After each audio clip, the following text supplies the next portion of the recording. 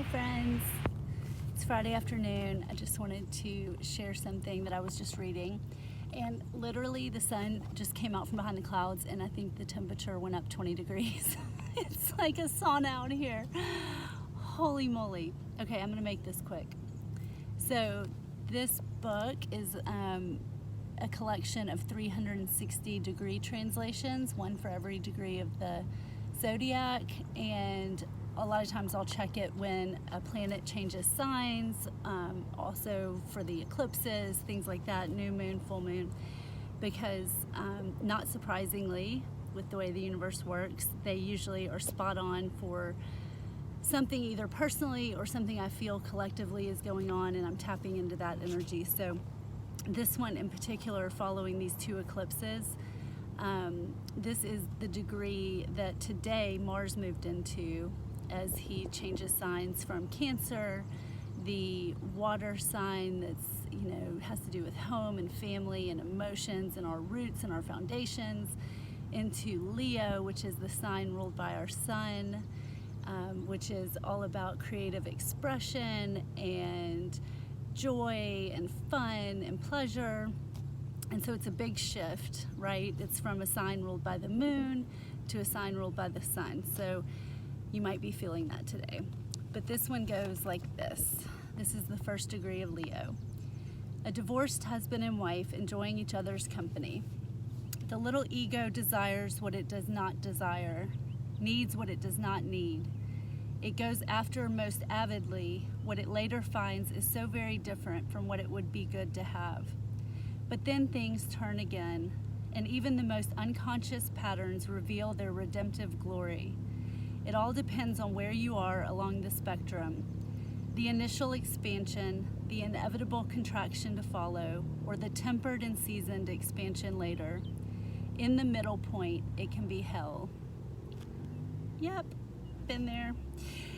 But things start out so amazingly, and they end up as such a gold mine of experience and self-understanding from all this. Much of life is midstream and involves meeting shadows, enduring reversals, and basically being forced to go absolutely everywhere you never wanted to go. The reason it comes out right in the end is that you move through all of it and discover there is somebody in here who knows how to do that and who remains unscarred, not even discouraged, and is just waiting for the next opening to take up the earth schooling in the way that fiery souls invite and welcome, strangely enough. So to me, that just speaks so much of this sort of cosmic passage that we're in right now, where it's an opportunity to really invite in a greater self-understanding and accountability, responsibility, a really sometimes hard look at our role in the way our lives have played out up until this point. It's a beautiful opportunity to shift from blame to acceptance and to self-responsibility.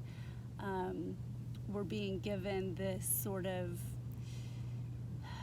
it feels to me like a cosmic magnifying glass that is pointed inwards, into the heart space, and that can be used not for self-shaming, not for self-deprecation, but for self-acceptance, in order to find a greater level of wisdom from the experiences that have been painful, a greater amount of compassion for others who are going through similar experiences, and then also a fresh perspective on the choices that we've made in order to break out of the unconscious and into a more conscious state of being.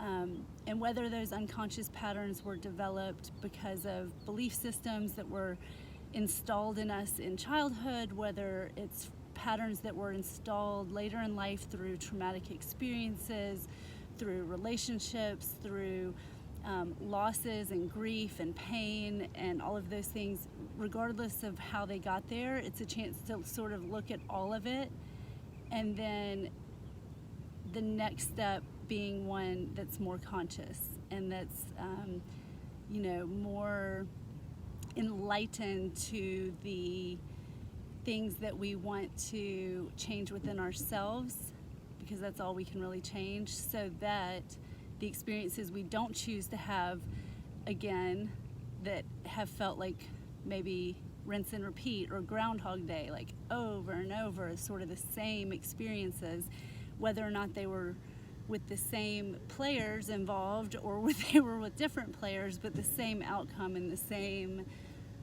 feeling that came from it. And when we are able to do the self-reflection, then we can make the changes within self to create a different experience. So that's how I interpret this, and I found it to be really beautiful and wanted to share. Blessings.